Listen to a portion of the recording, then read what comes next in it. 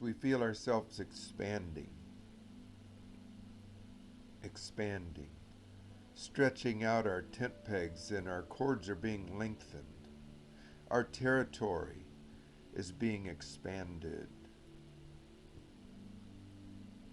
You're so gracious and just so magnanimous to open up the heavenly regions to us. Our world is expanding. And yes, our world was limited to terra firma and a few theology points.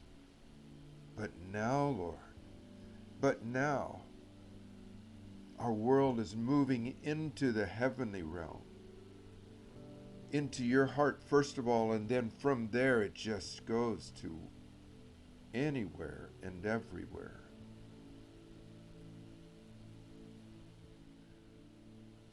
I may have touched on this last week. I'm not sure. I've talked to in a couple different groups recently about this, but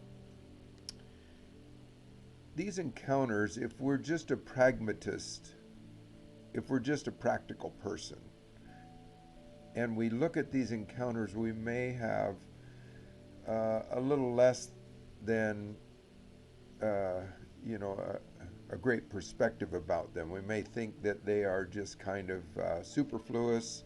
They're just kind of fanciful things. And what's the purpose?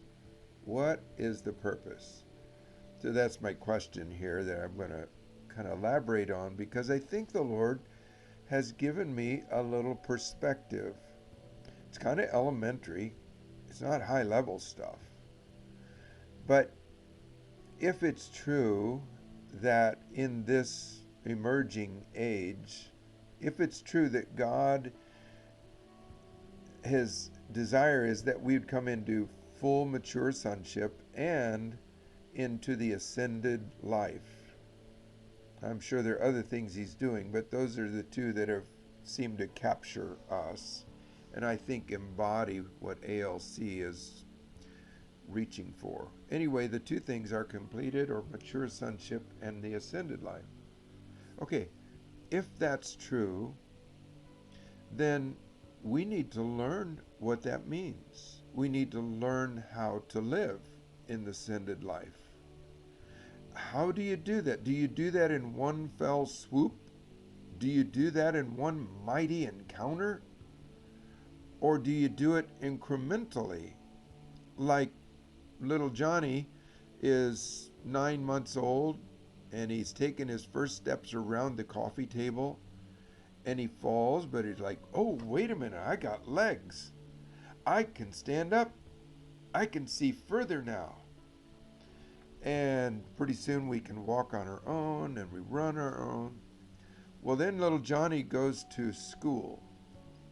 And the teacher says, now, little Johnny, there's going to be more than eat and sleep and play now. Now we have to learn to read and write. And this is where I want to make the application. Little Johnny, we got to learn to read and write. But teacher, what in the world would that have to do with my life? I just play and eat and sleep. I don't ever need to read and write. There's no reason to read and write because everything I have is right here and mommy and daddy take care of everything. And so why would I need to read and write? Well, just trust me, little Johnny. This is going to be a very, very key, crucial component to your life.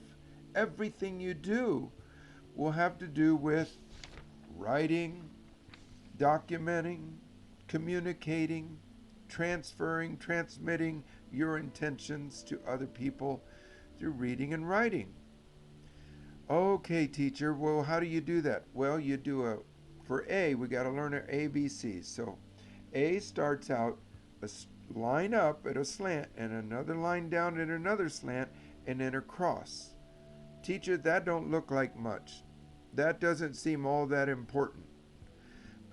Little Johnny, just trust me, that's an A, and pretty soon we'll learn all 26 characters of the alphabet, and then we'll learn that they're not just letters, but they can be put into words.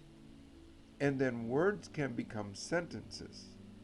And then sentences carry meaning. And now you convey your thoughts to people, or you read their thoughts to you based on what's on the printed page. Oh, teacher, I just don't have a concept about this, teacher. This is hard.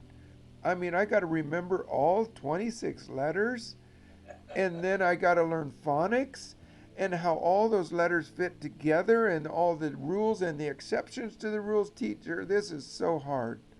I don't know how this could ever be relevant. Teacher, aren't you just making this up? Teacher says, trust me, and then you'll be in first grade and then second grade, and you're going to learn a lot about language arts. And one of these days, you're going to be very skilled. So little Johnny goes through all of his classes, and someday he's an amazing writer. He's able to decipher heavy-duty documents and distill out of this heavy, meaty document stuff that is tender and gentle, and he begins to disseminate that out to his disciples. And he thanks the teacher for the day she began to teach him. Slanted line up and down and across is your first letter. Now you're probably running ahead of me, but I feel like that's what Father is saying to us in our encounters. He says they're simple, simple, simple.